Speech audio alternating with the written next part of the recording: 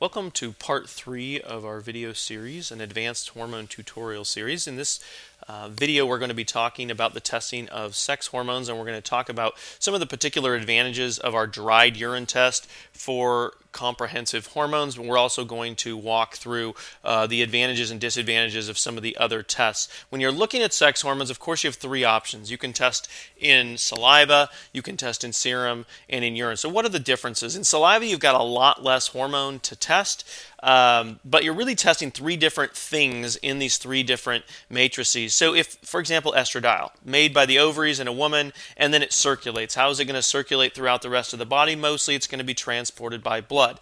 Does it transport as free estradiol or E2? No, it's going to be protein bound as it circulates predominantly. So a small fraction is free, and that's what's available to get into the target tissues. But as you're measuring estradiol in blood, you're typically looking at a total value. Now, can that complex of the protein, which is SHBG, sex hormone binding globulin, or albumin, can that complex of the protein and the hormone get into the saliva gland, get into the urine? It can't. What you find in saliva is the free hormone is what we're measuring in saliva.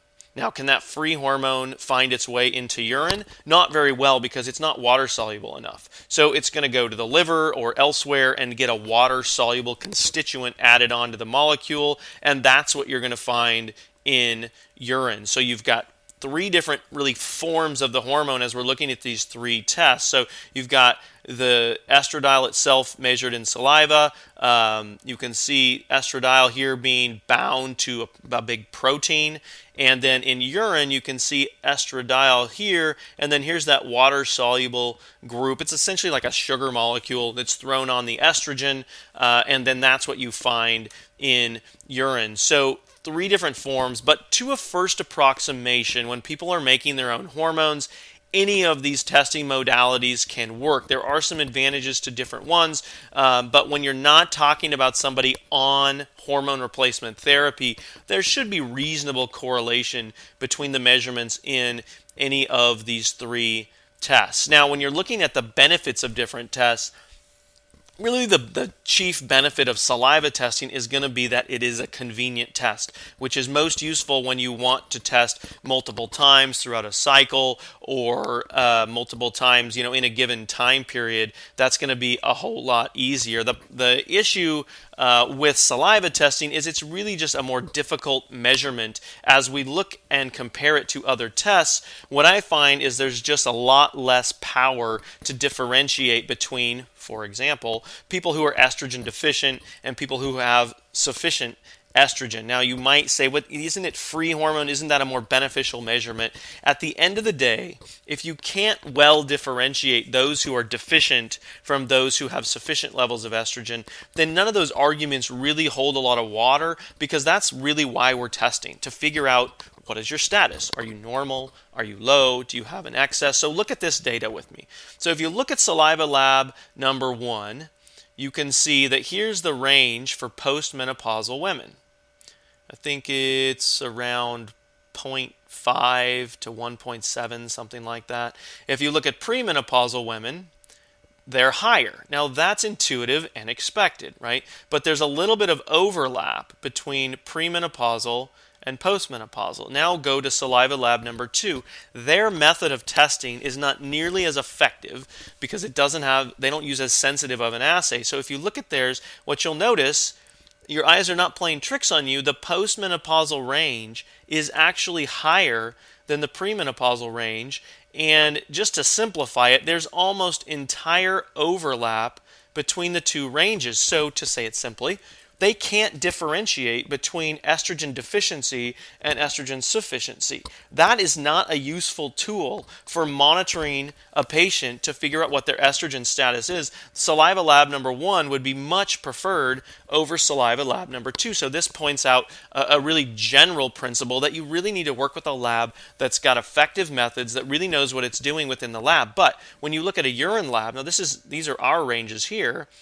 Here's the postmenopausal range, and here's the premenopausal range. Now, this range is mathematically calculated in the same way as this range, but you can see there's a huge gap between the postmenopausal and the premenopausal women. If you look at another urine lab, you can see the same thing. This postmenopausal range is way down here. The premenopausal range is up here.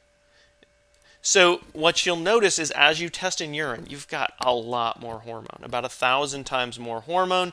You can use more accurate methods, mass spectrometry. Optimally, you'd be using GC tandem MS. That's what actually both of these labs use, which is the best, most accurate way to test hormones. And what you find is if you test a bunch of women that are truly estrogen deficient, when you use a saliva lab, a fraction of those are going to find their way into the premenopausal range, even though they're estrogen deficient.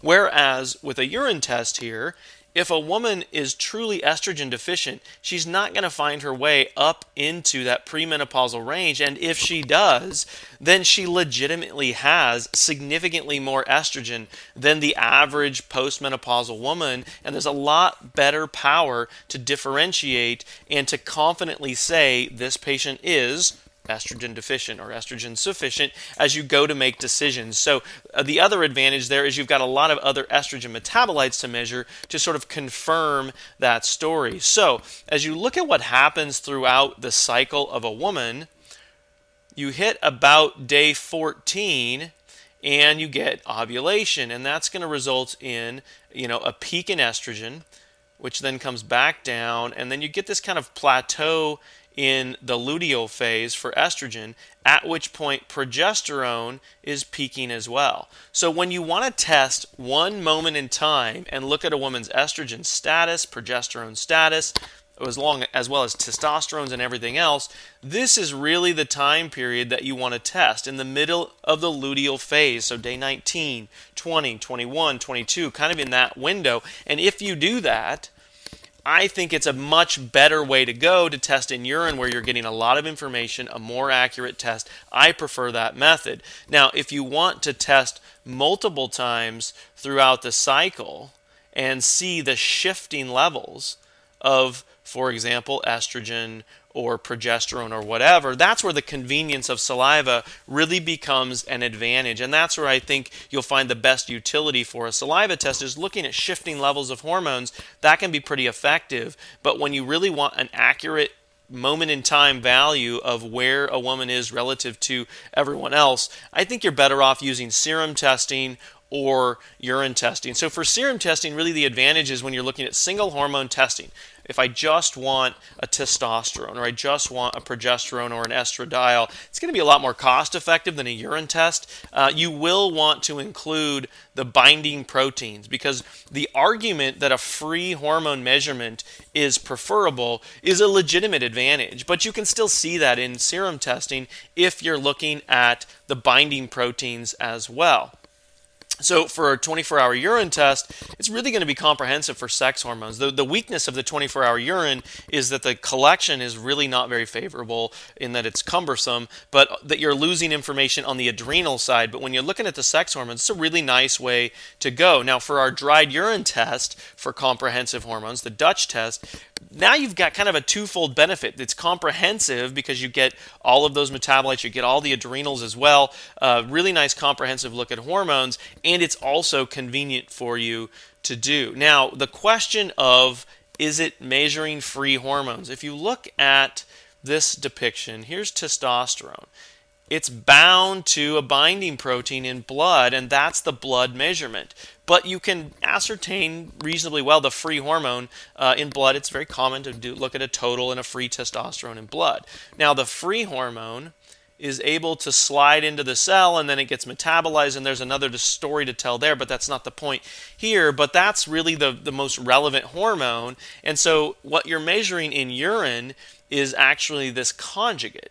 So testosterone glucuronide or testosterone sulfate, that's where the body has made testosterone more water soluble by adding this functional group onto that, and that's what you find in urine. However, the testosterone or estrogen or whatever it might be is not available for that conjugation, that phase 2 metabolism, unless it's free and bioavailable. So this protein-bound testosterone is not available for conjugation. So the point being, in urine, it is a reasonable reflection of the bioavailable hormone, but you're measuring it in a different form. So it's a good measurement in terms of bioavailable hormone. The advantage really is when you look at the comprehensiveness, is when you're looking at it in urine, you're looking at not just estradiol, progesterone, and testosterone, but you can also look at androgen metabolites to look at, for example, DHT production. You can look at estrogen metabolites as well. So there's a much more comprehensive look to a urine test as you look at these. So with serum, the biggest advantage with serum is you've got really well accepted, reliable, FDA cleared methods. That is unique to serum. That a level of robustness, much better lab to lab comparison is really only available in serum testing. And I think that's a legitimate advantage for serum testing.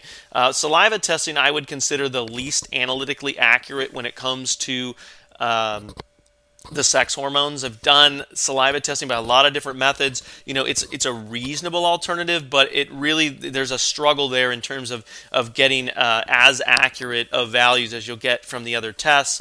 Urine testing is going to be a decent option, but again, then you've got to collect a 24-hour urine, which isn't a great thing for your patient. And the Dutch test is going to give you really the same information without the cumbersome test. I think it is a really nice option for sex hormones as well. Now, when you get into sex hormones, what's the pattern we see? Let's say for a female, yes, it's changing throughout the month, but if you take a step back and just look at the general life pattern of hormones, you start off with relatively little levels of, let's say, estrogen. And then you hit puberty, and now you've got these so-called normal levels, and then you hit menopause, and the levels are going to come back down, and then we're going to enter the world of hormone replacement therapy, and to some degree, a lot of people are going to start taking hormones to try to get their levels back at least closer to what they were when they were young and healthy. But everything we've just said about measuring sex hormones is not necessarily true in the world of HRT, and this is a really, really important point.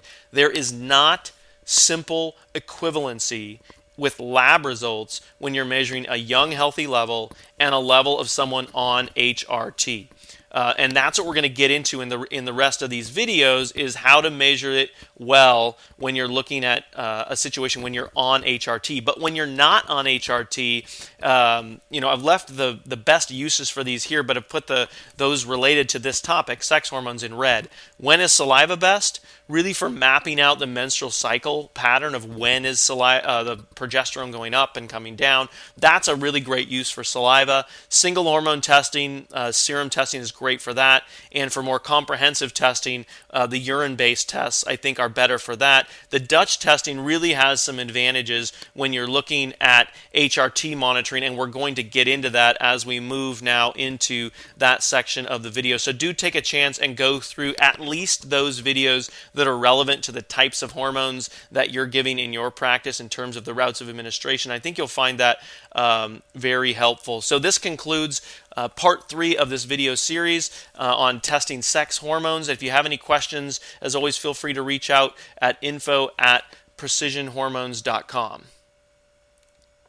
Now that that's concluded, what we'd like to also go into are just some case studies where we're looking at this Dutch test, this dried urine testing, and just show some of the advantages of monitoring that in terms of its comprehensiveness. So this is a patient that's got, I believe this patient has PCOS. And so we're looking at, first, let's look at progesterone levels. Now, progesterone is unique in urine in that it doesn't exist in urine as progesterone. You have to measure it by way of metabolites. So this beta-pregnenolone has been shown to track really well with serum progesterone.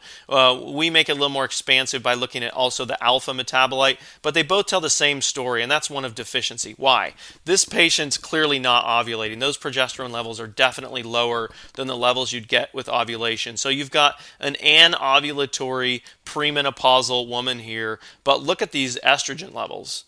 They're very high. So she's got quite a bit of estrogen. So there's going to be some estrogen dominance there in terms of the estrogens being higher than progesterone. But if you look a little bit closer, what you'll see is that these two, which are considered the so-called bad estrogen metabolites, those are elevated relative to this protective metabolite of 2-hydroxyestrogen. So this is the type of patient that would respond really, really well to something like DIM, diindolylmethane, or indole 3-carbinol. Why? Because that's going to upregulate 2-hydroxylation, and this favorable metabolite will increase. But what it will also do is it'll drive down these primary estrogens and lower the overall estrogen burden in terms of the estrogenic compounds, and so that's a definite benefit. As we look at methylation, you can see her methylation is relatively low, so that's another thing that needs to be addressed. Is if you have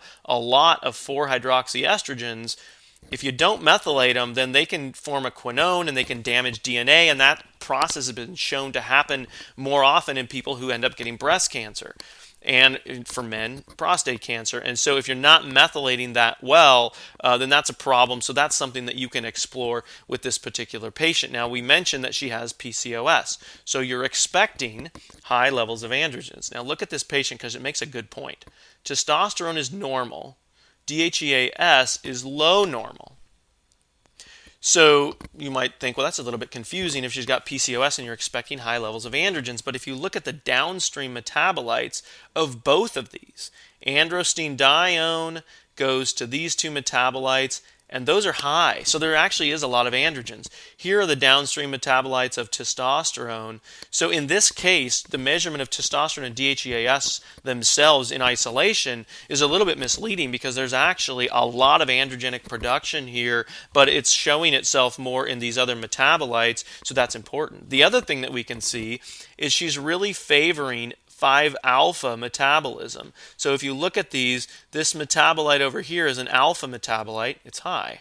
The beta metabolite is not nearly as high, and the same thing is true of the testosterone metabolites, that the beta metabolite is just barely out of range, whereas the alpha metabolite is twice as high, which means there's a preference here for alpha metabolism. What does that mean? What that means is as these androgens go into the cell, they're going down this alpha pathway, which is much more androgenic. That's where you get the very potent DHT, 5-alpha DHT. So you're going to see a lot more facial hair, thinning scalp hair, acne in this patient. It's not because testosterone is high. For her, it's because she's making a lot of androgens and they're going down this highly androgenic pathway, and there are some things nutritionally you can do to affect that, but obviously you can't do that if you don't know what's going on. With PCOS, you can see elevated testosterone, you can see elevated DHEA, or you could see a pattern like this where it's really more of this metabolic preference towards alpha metabolites that are probably leading to a lot of her symptoms,